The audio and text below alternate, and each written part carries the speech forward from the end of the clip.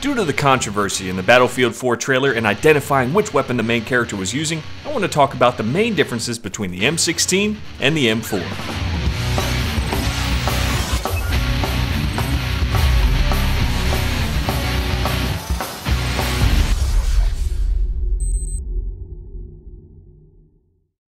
No, he's using an M16 A3. No, it's an M4. Not many people really knew the differences between this series of weapons as I thought they should. But first I want to give a nice little congrats to this guy. He was like, whoop! I was waiting on him, but he heard me. I had to leave it in there because it was a good move. But guys, there are some serious differences between an M16 and an M4. And a lot of people just got into these arguments because in the main trailer for Battlefield 4 right now, the 17-minute gameplay reveal trailer that they did called Fishing in Baku or Baku or whatever, a lot of people were arguing that it was an M4. And then a lot of people were arguing that it was an M16 A4, when in fact it was an M16 A3. And we're going to go over some of the differences. And the differences are pretty minute. So it is understandable that people make mistakes with this. But guys, all it takes is a little bit of a Google search, and you'll notice there are some differences that you can very easily tell to identify which weapon it is actually using. And the reason people find it so important to identify it is because that's the weapon that we can expect in Battlefield 4. It's pretty much a confirmation, you know, if it's in the trailer. Now, it's just the single player shown, and there have been, instances in the past where something in the single player hasn't been in the multiplayer, but when it comes to something as basic as the M16 A3 or A4, it's pretty much a confirmation. I mean, to have that in the single player and not have it in the multiplayer, yeah, it's pretty rare. Now, what you see me using here is the M4. Now, I want to go ahead and get it out in the open. The M4 and the M16, very, very similar weapons. They're both based out of the AR-15 platform. And you've seen many, many different variants of the AR-15 platform on my channel. I work closely with JW Tactical. There's so much that you can do with that platform. It's very, very versatile. So it's common for us to see so many different types of names for it, especially when it comes to the military, because there's so many different things that you can use it for. But when it comes to identifying what type of AR-15, what variant it is, what name it's been given and what use it has, you want to look at a few different things. And typically it comes down to the barrel, the buttstock, the fire mode, and the rail. That's usually what changes the most on this platform. Now when it comes to the barrel, it's a little difficult to tell in a trailer. You know, you're talking the difference, sometimes it's just a difference in 2 inches between what it's actually called. Now the difference between the M4 and the M16 can be as much as 5.5 inches. So that's something that you can identify pretty quickly. When we look at this weapon here, we can tell that the barrel is significantly shorter than the M16. So that's something to pay attention to. But what really threw it off is the adjustable buttstock. In the trailer, it has a fixed stock, meaning it's not adjustable. It doesn't go back and forth. It is what it is. Typically, it has some type of compartment in the back for you to put a weapons cleaning kit or something of that sort in the back, and that identifies it as an M16. You know, every variant of the M16 has a fixed buttstock. Now we'll go over the different variants of the M16 in a minute, how you can tell the difference between them, but right now I want to talk about the M4. What makes it so different from the M16 to where it has a completely different name, and how we see it in use today. The M4, main differences, has a shorter barrel, comes in at 14.5 inches, which makes this weapon a carbine or carbine. Both pronunciations are perfectly acceptable, guys. And it also has an adjustable buttstock. So the M4 is basically a compact version of the M16. And it's very convenient. Soldiers love it. I mean, it comes with a lot more maneuverability. It's lighter. I mean, you're talking when you're not in a combat scenario, when you have a full-length rifle, let's say you're in the chow line, a lot of times you would have to just sling that sucker around your back. I mean, it's a pretty long weapon. It's no sniper rifle or anything, but it is something that's not so convenient when you're not in a combat situation. Whereas with the M4, you can just slide that buttstock all the way down and kind of sling it under your shoulder. And it's very convenient, much more lightweight, makes you much more maneuverable. And in the scenarios that at least the United States Army is in today, soldiers don't really see the negative things that come with the carbine. So a lot of people say that you really start to tell the difference in accuracy at about 300 yards, whereas most of the engagements that soldiers are seeing today are within 100 yards. So you see what I'm saying? They're not really telling the negative things that come with the M4, which is significantly reduced accuracy because of that shorter barrel.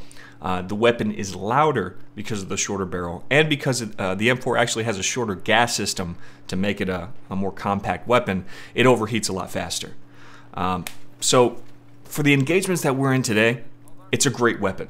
But overall, I mean, overall effectiveness, the M16 is still better. And we see that in Battlefield 3. When you switch over to the M16, you notice you're much more effective at a range, especially when you're using that M16 A3, you know, and you get to use the fully automatic fire mode with the M16, which we'll talk about in a second.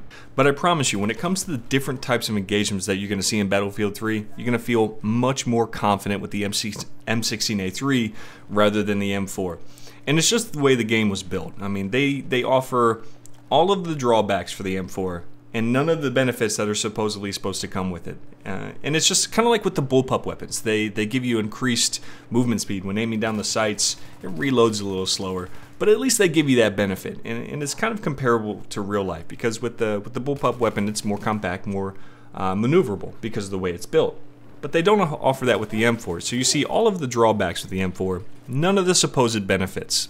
But that's just the way it is. But that wasn't the only misconception that people had in the trailer. It wasn't just the fact that people thought it was the M4, which it obviously was not. People also had a difficult time understanding the difference between the variants of the M16. A lot of people were saying it's the M16 A4. And I guess they just assumed that because A4 makes it sound newer, makes it sound like it's the latest variant, which it is, technically, but it's not the variant that we saw in the trailer. There are 4 main variants in the history of the M16. There are others. We could talk about them, but it'd take forever.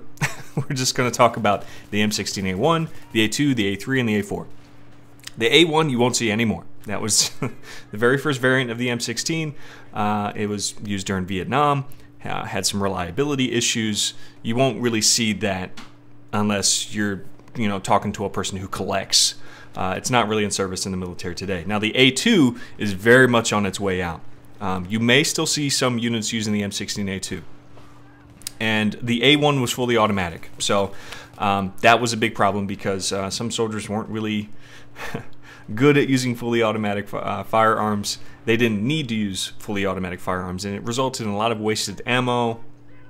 And it didn't really make the soldier as effective as they could be. They were just laying down on that trigger finger, losing a lot of ammo. And it also had some feed issues, especially with the M16 A1 being in Vietnam, and some of the reliability issues that came with that environment. The A2 moved it to a 3-round burst, not fully automatic. It still had that ribbed rail. It was not a quad rail, didn't have a Picatinny rail or anything like that. But you will still see some M16 A2s in service today with the non-combat units. Maybe your military intelligence units, some of your support units, they'll still use M16 A2s. When I was in the military, this was only 8 years ago, we used M16 A2s, and I was in a non-combat unit. I was in a military intelligence unit, and that's what they used.